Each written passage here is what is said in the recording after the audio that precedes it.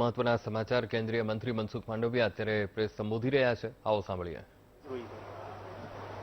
देश के vaccine volume में 1 करोड़ डोज अधिक मिलने से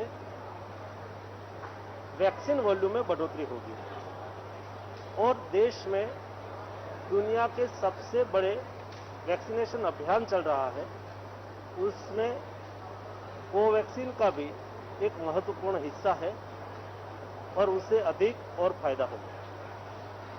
सर, 2 दिन पहले कुछ समय पहले 1 करोड़ वैक्सीन का भी दिल्ली का एक रिकॉर्ड हुआ, उसके बारे में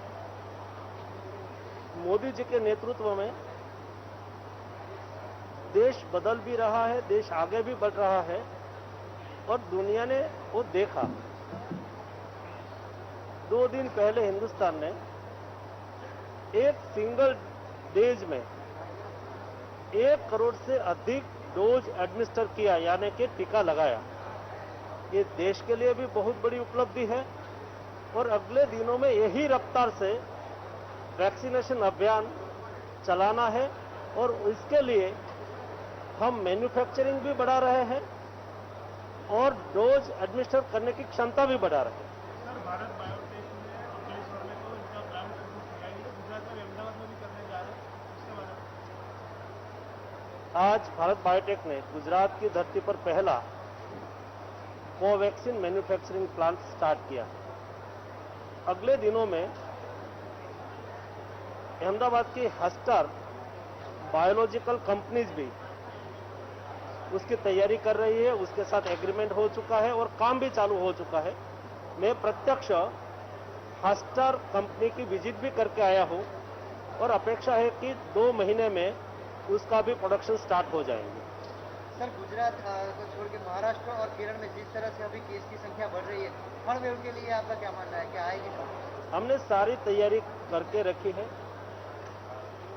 देश चाहेंगे और सामूहिक प्रयास करेंगे तो अगले दिनों में हम संक्रमण को रोक सकते हैं. इसके लिए आवश्यक है हम कोविड प्रोटोकॉल का पालन करें और वैक्सीनेशन अभियान को तेजी से आगे बढ़ाएं. देश में भविष्य में कोविड का केस कोई स्टेट में बढ़े, उसकी पूर्व तैयारी के तौर पर हमने पहले से ही 23,000 करोड़ का पैकेज अनाउंस किया ही नहीं, केवल हमने सभी स्टेट के हिस्से के पैसे देना चालू भी कर दिया. 50% पैसा दे भी दिया. ये पैसे से क्या करना है? 23,000 करोड़ रुपए किसके लिए काम में आएंगे? डिस्ट्रिक्ट प्लेस पर कोविड बेड बढ़ाना, शायद बच्चों में संक्रमण बढ़े तो बच्चों के लिए उसमें से 20% बेड को अलग रखना, 20% आईसीयू बेड बनाना बच्चों के लिए. देश में हर डिस्ट्रिक्ट में पहले से ही डिस्ट्रिक्ट प्रशासन 1 करोड़ से अधिक राशि की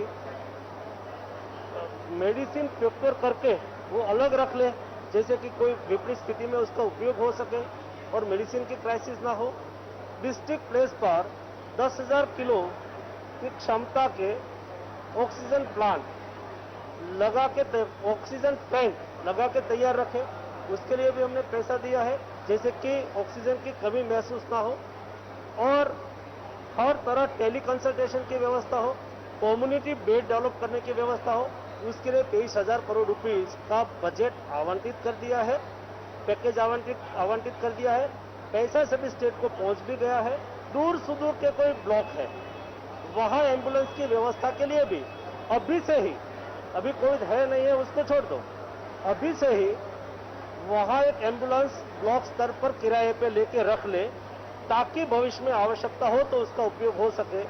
एक कुल मिला के 9 महीने में सारी व्यवस्था क्रिएट करके तैयार रखनी है और उसके लिए हमने मंजूरी दे दी है. सर, थर्ड वेव में बच्चों का ज्यादा टारगेट हो सकता है, ऐसा अनुमान है? बच्चों की वैक्सीन का क्या? अभी जाइडस कैडिला की जो वैक्सीन आई है और जिसको इमरजेंसी यूज ऑथराइजेशन दिया गया है वो 12 ईयर से एबो लोगों को लगेंगे. भारत बायोटेक को रिसर्च की परमिशन दी गई है और ये रिसर्च का एनालिसिस चल रहा है, ट्रायल चल रहा है और 2 ईयर्स एबव के सभी बच्चों को लगेगी. उसके लिए उन्होंने थर्ड ट्रायल की परमिशन दे दी गई है।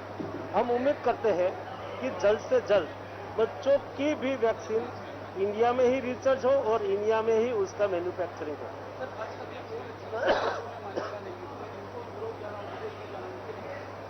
कोवैक्सीन ने अपना सारा डाटा WHO में सबमिट कर दिया है। WHO के चीफ साइंटिस्ट सौम्या स्वामीनाथन के साथ मेरी व्यक्तिगत मीटिंग हुई है और हम अब उम्मीद करते हैं कि सितंबर महीने में उसको परमिशन मिल जाएगी। भाविना पटेल को पैरा ओलंपिक्स में सिल्वर मेडल मिला है। इसके लिए हम सब गुजरातियों को और देश को गौरव महसूस हो रहे हैं और भाविना को मैं हार्दिक शुभकामनाएं देता हूं, अभिनंदन करता हूं।